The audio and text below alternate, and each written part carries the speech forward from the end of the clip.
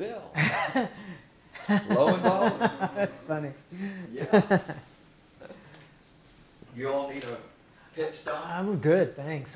Sir, I've got a couple of more comments that might be Sure. of interest to my kids, or at least the grandchildren. Absolutely. Looks like we talked about in that very first interview how your grandkids would be amazed at, Axe Handle Saturday, for example. Amazed. So can you imagine? Yeah. Ready to go? Yeah. Okay. Okay, Bill, we'll pick up where we left off, if you're ready. Yes. And we were talking about your relationship with the help in the house. Yeah. When you were very young, were they allowed to discipline you? I know in some homes that did happen.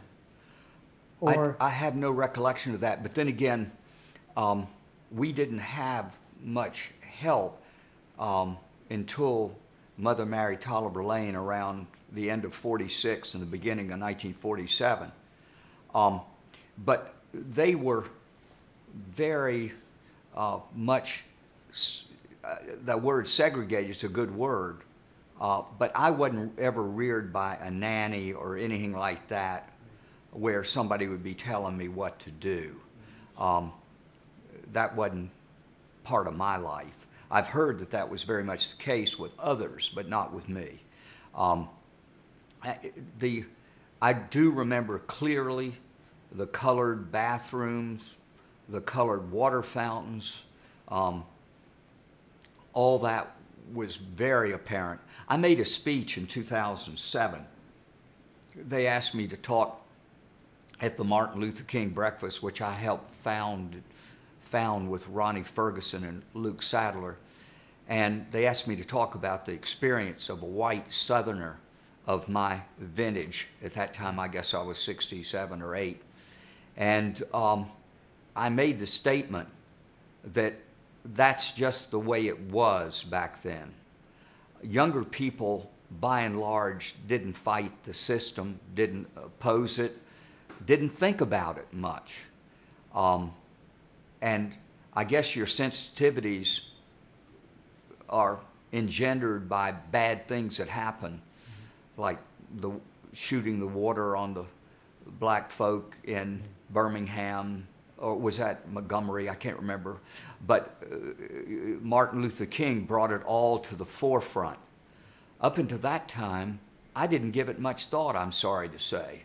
It wasn't something I focused on. And certainly my parents, as far as I know, didn't either. My first real contact with a black person on a working basis was in 1957. I was working at Bond Howell Lumber Company, and I was put into a truck with a driver, and I was his helper. I think they called me a striker or something like that. And I would help lift the bricks and the lumber and the sheetrock, and we would deliver it to sites all over Jacksonville. That Bond Howell Lumber Company. The Bond was no kin to me. Marshall Howell was, I called him Uncle Marshall. He was a close friend of Tolliver Lane and Bill Bond.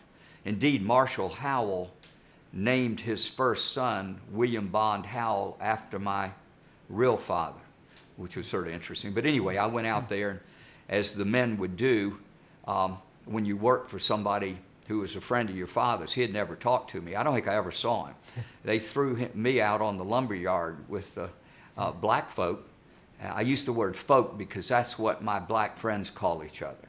Ronnie Ferguson always used the term black folk, and I learned that heavily when I was on the National Urban League board. At least that's Southern talk. I don't think people outside of the South quite talk like that.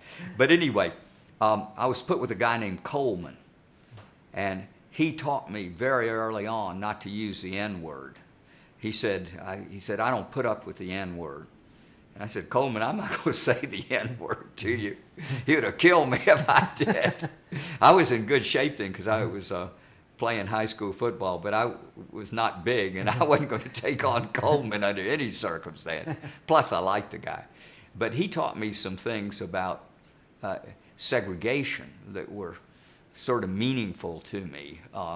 from an up close and personal world, what it felt like. He would convey some of that to me on our long rides from the lumber yard out to wherever we were delivering. What would he say? Well, just the pain that it cost, and and then just normal everyday things like, I can't do this, Bill, I can't go in there while you're getting your sandwich at lunchtime. You've got to bring the sandwich back out to the car for me, and you know, or I don't have the money to get a sandwich, and I'd buy him a milkshake and bring it out. And not that I had a lot of money, but you know, my money was spending money basically during my summer year, during the summers. You know, I wasn't exactly paying room and board. So that was pocket money for me to go to the movie with my girlfriend. You know? The fact that he couldn't go into the restaurant and buy the sandwich, yeah. Did you think about that? Yeah, I was becoming sensitized. I talked to Dolores Weaver, Wayne Weaver's wife, and they owned the Jaguars, had owned the Jaguars here, and were good friends of ours. And Dolores said it was the same way when she grew up, that she only slowly became sensitized to this problem, this horror, really, when you think about segregating a whole group of people. But we grew up in a system that was a system. I mean, you know, and you evolve, just like a lot of people are evolving today on the gay issue that didn't understand it, didn't know it, didn't know people, you know. So on and so forth. What do you think your grandchildren and great-grandchildren seeing this video will think?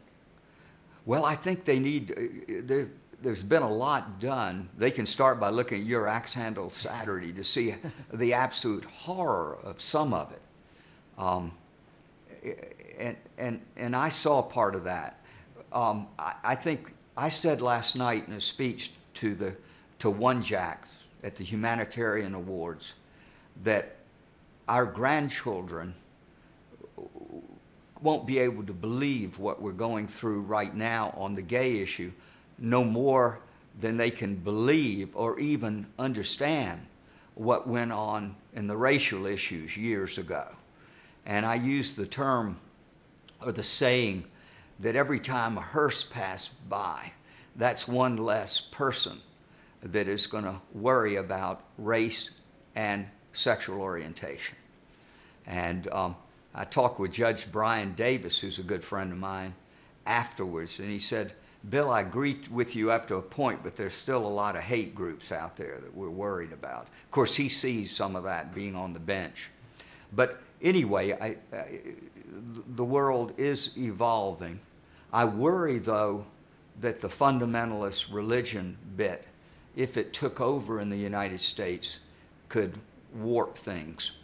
I don't like extreme religion or extreme politics in any form. My good friend Harry Shorstein, who's Jewish, who was state attorney here, and also won the Bronze Star in the Marines in Vietnam, tells me he worries as much about the extreme Jewish positions in the Middle East as we worry about extreme fundamentalist positions here in the United States.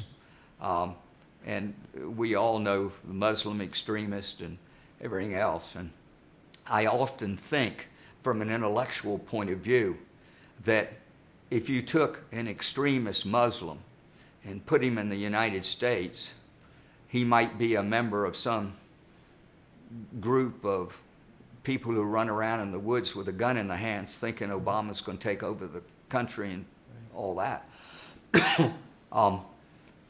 And I think conversely that some of our extremists that are, you know, running around shooting people or thinking about it, if they were in the Middle East, would be blowing up themselves and everybody else like the Muslims are over there. So I think that's a personality problem that a lot of people have. I know my son Frank, who's a psychologist, would say it much better than I, but that's sort of my perception from a life experience. I wanted to go back in this segment of this bio and talk a little bit about what it was like in between June 30th, 1943 and 1940, late 46, when Mother married Tolliver Lane, because that's something that most of my kids probably don't have their arms around at all. And that is that I mentioned before that we didn't have any money, Mother and I didn't. She had a $10,000 insurance policy, and we had no veterans benefits because Bill Bond never was able to get in the Navy. He was, as I said, invited in to sign up, but he got his final illness there and never signed up. So my mother had to make ends meet and worked at the St. John's Parish, which is now St. John's Episcopal Cathedral. My grandfather Bond had been treasurer of the church for 50 years. Of course, it hadn't been 50 years by that time, but for many years he had been treasurer of the church, which was part of his vestry duties. He was very much of an Episcopalian. And Mother had helped balance the church books, took in the money. I remember counting the money on a given Sunday from the collection plate. I would do that for Mother. That was sort of fun. And I can almost remember it was $196 or $210. That was the money put in the plate and in the little envelopes where you put money in. Even in those days, you were thinking like a banker. I know it. I know it. I learned how to count early. So she had very little money. And matter of fact, coming back from kindergarten one time, I had a note pinned on me that she hadn't paid the bill. And I can remember one Christmas, the family had to take up money to buy me a football. My family almost can't believe this because I'm rather well-to-do now, but they couldn't believe this. And I said, that's true. And I said, to some degree, my investment mentality comes out of the 30s and not out of the 60s or when I started work. Because, and they really get a laugh out of this when I say I know what it was to be poor. And, well, I only knew what it was to be poor till I was about 7.5 years old. And then Mother married a very wealthy man, but it wasn't my money at that time. And I'll lead into that story in a minute, which I think will be interesting to my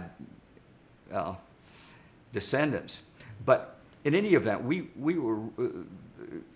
were tattered upper middle class people without any money. The Bakers and the Bonds just didn't have anything. But then again, nobody else did either, coming out of the Depression, coming out of the Second World War. America, and particularly Jacksonville, didn't prosper till after the war. This was a defeated country down here after the Civil War. We had a couple of blips up during the Spanish-American War and a little bit during World War I, but basically it was a deprived area of the country. Tell me more about your mom. What was she like? Well, she had a nervous breakdown after my father died. Bill Bond died. We went to live with an aunt and uncle, Clementine and Gus King. She was Clementine Baker. Mother was Frances Baker, and then there was a Helen Baker. There were 3 Baker girls.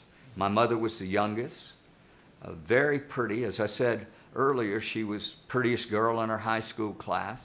Along with, I'll mention this, Lou Bono. If anybody goes to Lou Bono's restaurant here, he was the most handsome boy in that class. And so that's just an aside, but some of the kids who liked Bono's growing up.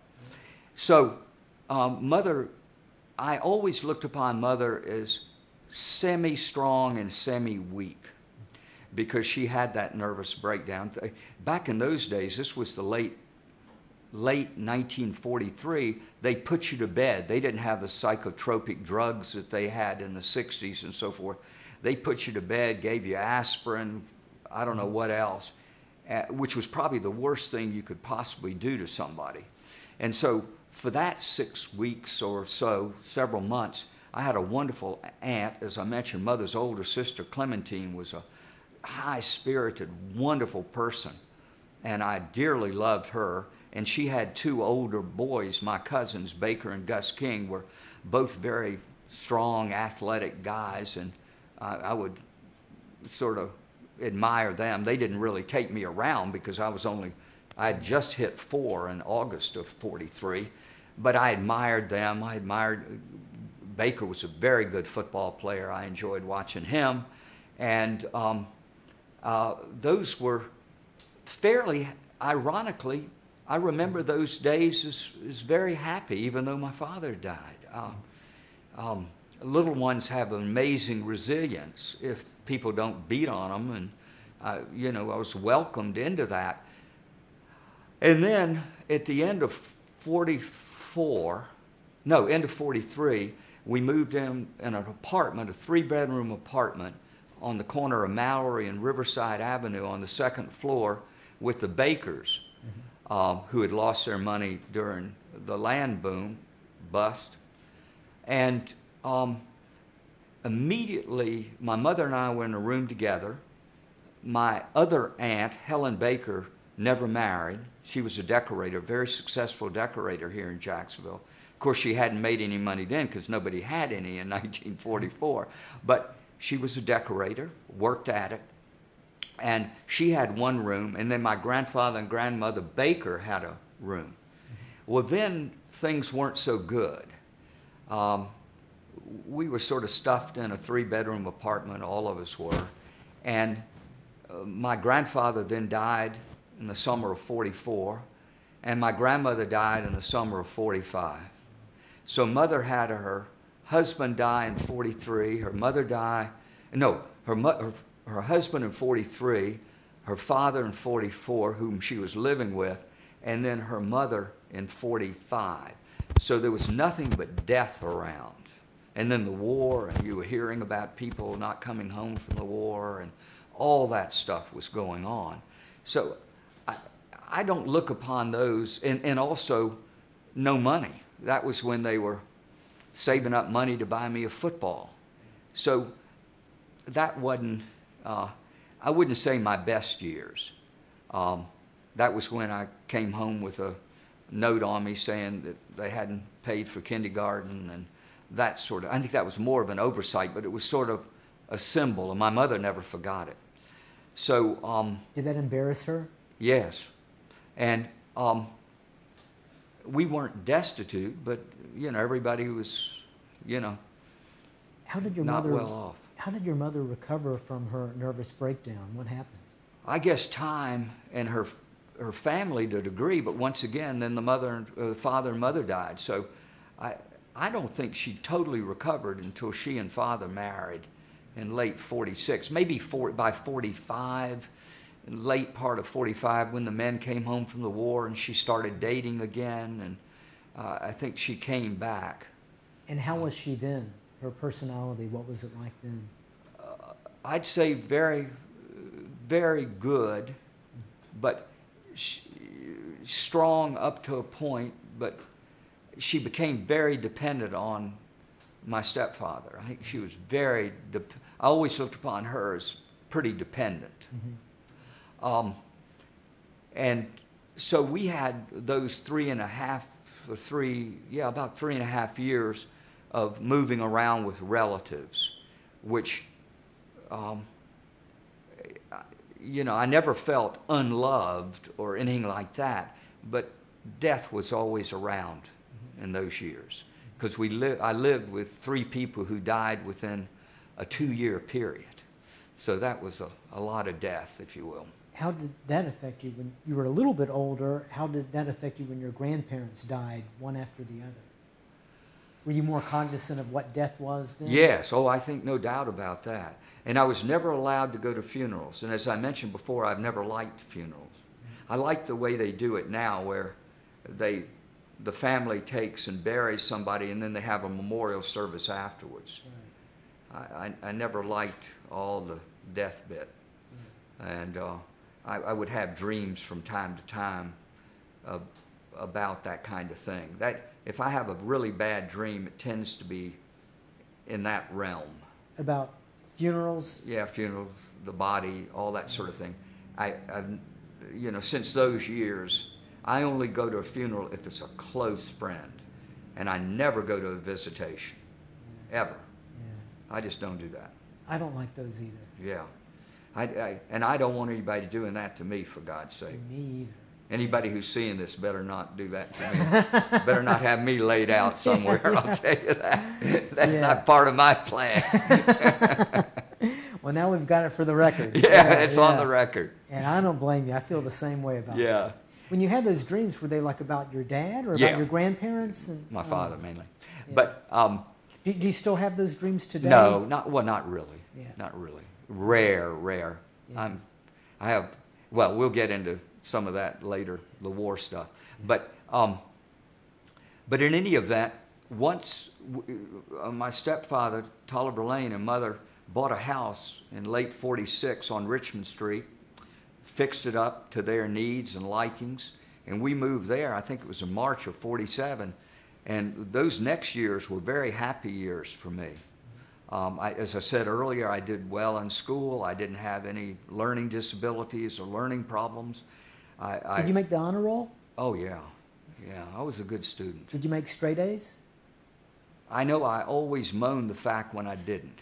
I remember back in those days at West Riverside, I think we changed from A's and B's or something to excellent, something needs much improvement. I can remember that term, needs much improvement. And I knew I wasn't going to go there. I didn't want that. But yeah, I was a good student, fortunately. I think that was a blessing. I was always an aspiring athlete, but only occasionally really good. I look upon a lot of my life as being number 2 in some sporting event. But luckily, we've talked about West Riverside, which I loved, and I also loved Camp Carolina in North Carolina. I was sent to camp at age 10 for 4 summers. And my first summer, I won my age group's golf championship and the boxing matches. My father had gotten me in the neighborhood. This was coming out of the war, and everybody wanted their son to be able to fight. I'll never forget one day, he said I didn't tackle as well in football as David Warrington did. And I remember that was quite a challenge for me. And I became a pretty good tackler after he said that. He said, David really gets the shoulder in there. Billy, you afraid? And I wasn't going to take that very long. And then he sent me to a neighborhood where a man was teaching this was in Riverside, or maybe it's Avondale. The two are bunched in together. I guess it was Avondale. And in his garage, he was teaching young boys to box. So I was learning to box in the neighborhood. So when I got to camp, I wasn't all bad. And I ended up winning my weight division at camp. And that was nice. And I bet your father liked that. Yeah, he liked that. And I won the golf too, which he liked. Do you ever get socked on the jaw? During the fight? Yes. Yeah. What's I fought for 3 years there. And then I remember my last boxing match was at Princeton when I was a freshman. They had PE or something, and they said, do any of you guys, want to box instead of doing something else? So I went out and boxed, and then it hurt.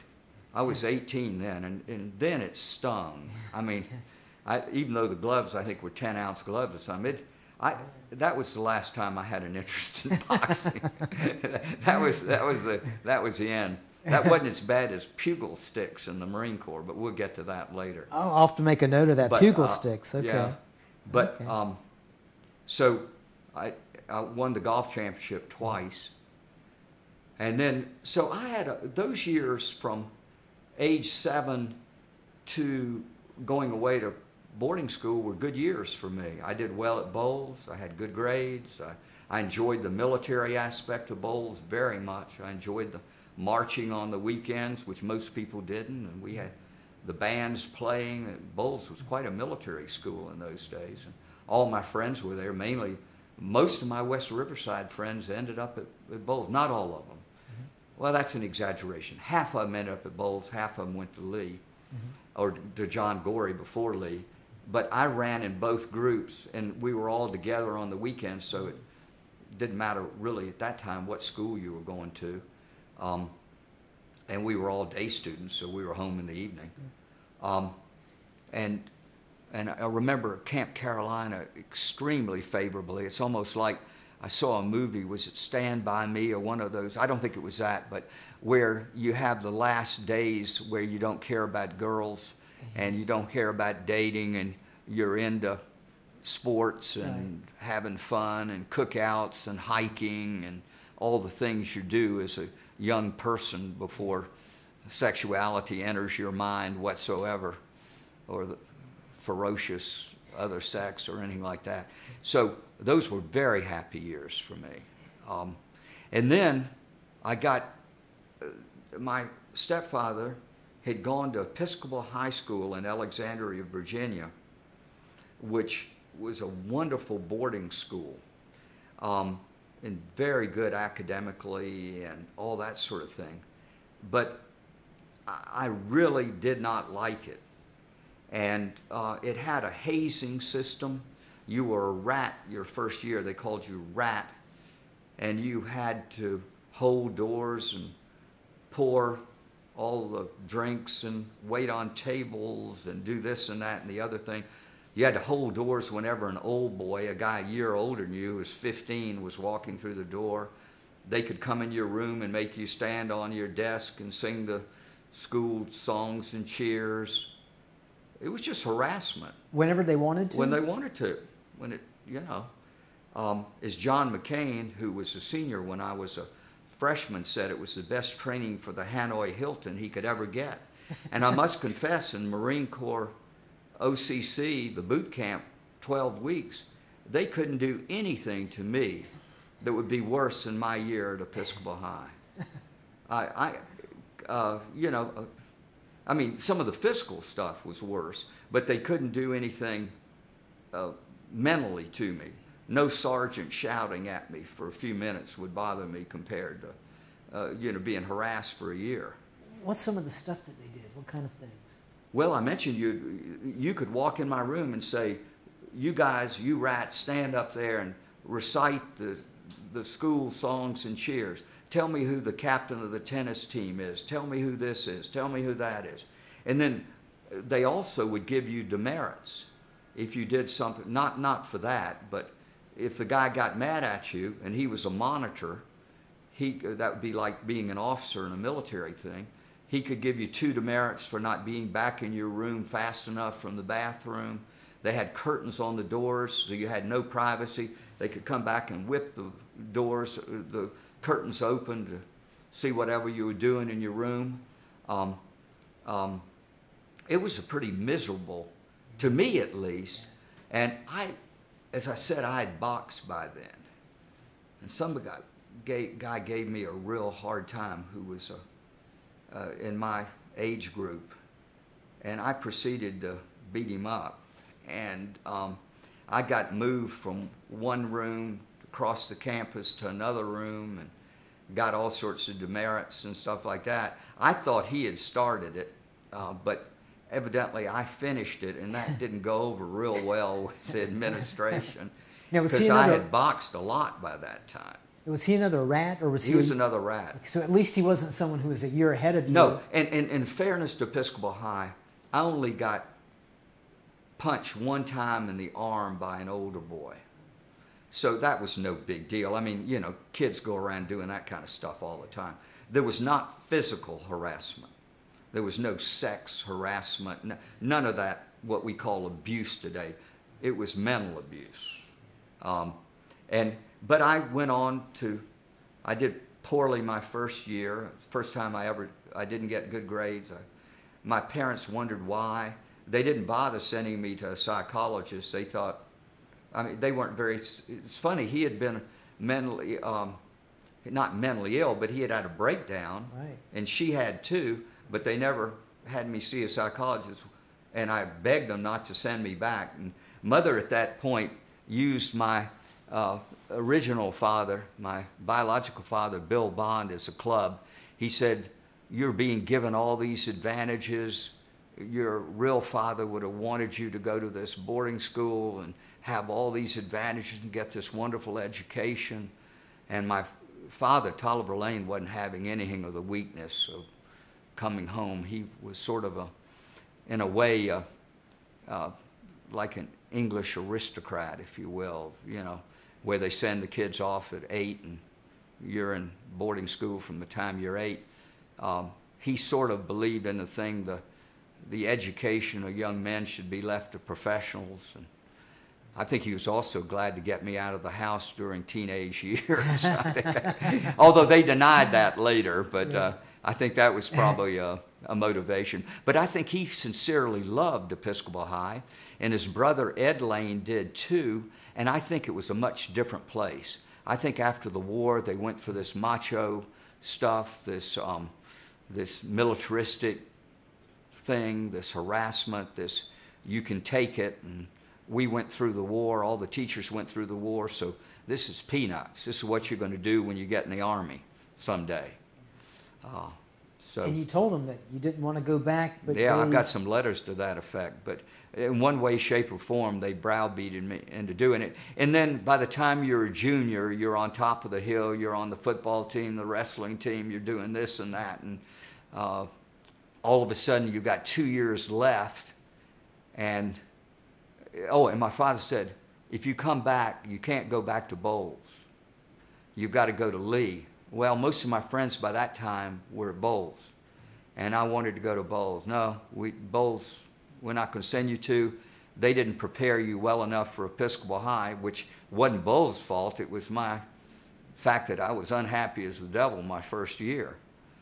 I wouldn't blame it on Bowles and Nicholsworth. Matter of fact, they took me back to Bowles when I did so poorly my first year and had me retested. And they said, the guy's still scoring in the top everything. He just doesn't like his school. Well, my father wasn't buying that. He thought I was just being lazy, not working, not tough enough. This was a different generation. I mean, you know, after Vietnam, you couldn't get away with this stuff with the kids. I mean, they weren't putting up with it, you know.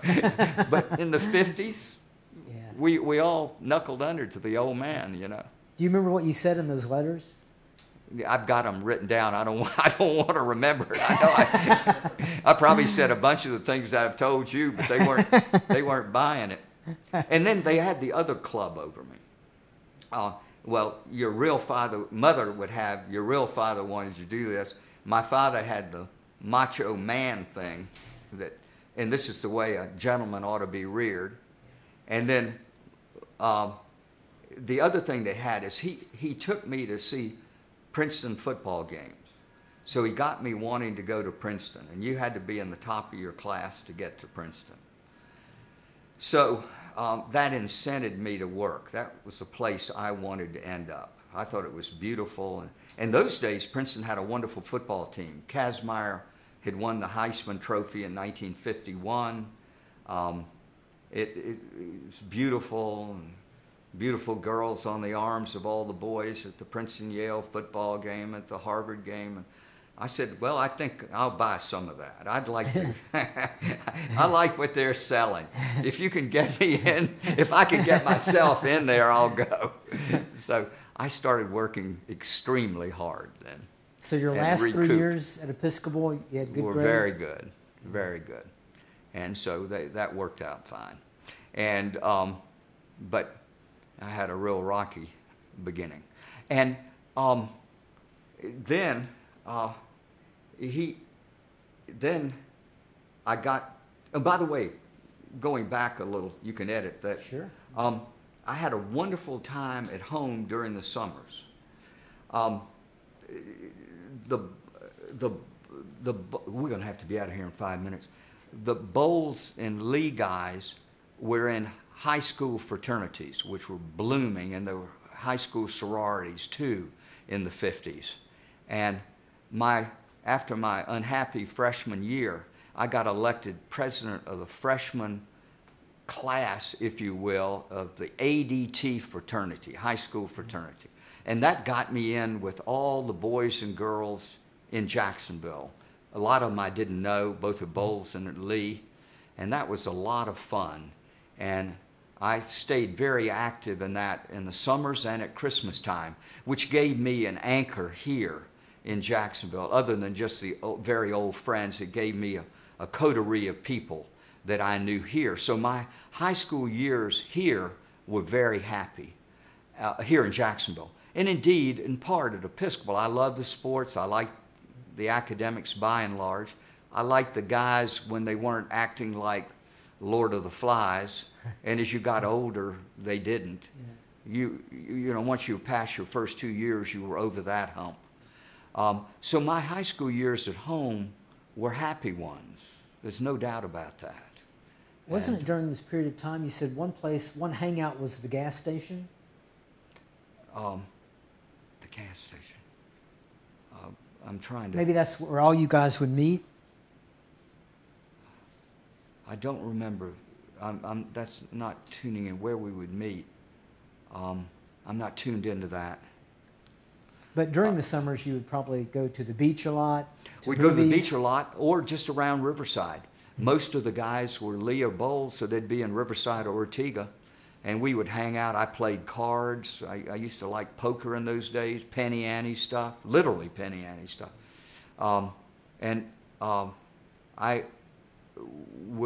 We would take family trips and what have you. I did not work until the year before my senior year. I didn't work the other summers. I think they wanted me to have some fun after what I was going through at the boarding school. Didn't your father eventually sort of, I don't know if the word is apologize, but he sort of said, sorry about the boarding school, I kind of see your point now, some years later? Well, what happened on his deathbed in 1988, he was dying of cancer, and we were at St. Vincent's Hospital, a fair amount. And I was with him alone. Mother and my brother had left. He said, Bill, I want to talk to you. And he said, the way he put it was, I know you didn't love Episcopal High. I don't think he ever used the word sorry. He said, I think it made you who you are. It toughened you up. It gave you the intellectual rigor to be able to handle Princeton and law school and J.P. Morgan and all that. He thought it gave me the intellectual rigor and toughness to be able to handle the Marines and all that stuff. But he said it was a halfway apology. I know you didn't love it at the time, but I think it's made you who you are. He also said at that time that I want you to diversify all our holdings in Atlantic Bank the day I die. And later, of course, the successor bank, Wachovia, went under. And we were long out of it by that time. The bulk of it. We had a little bit left, but just a handful. But that was an interesting, and of course I thanked him, obviously, for all he did for me, because he made me heir to his fortune.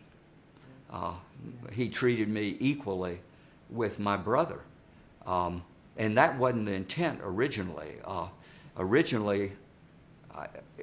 Early on, I think I was to get the income from a share of his estate, and the rest of it would go to my brother or his heirs after I died. And then I've always felt, to a degree, I earned his respect, his, I wouldn't say love, but maybe, but, respect, in that he made me a co-equal heir of his. And of course, there was no father involved. There was no competition there with another family. But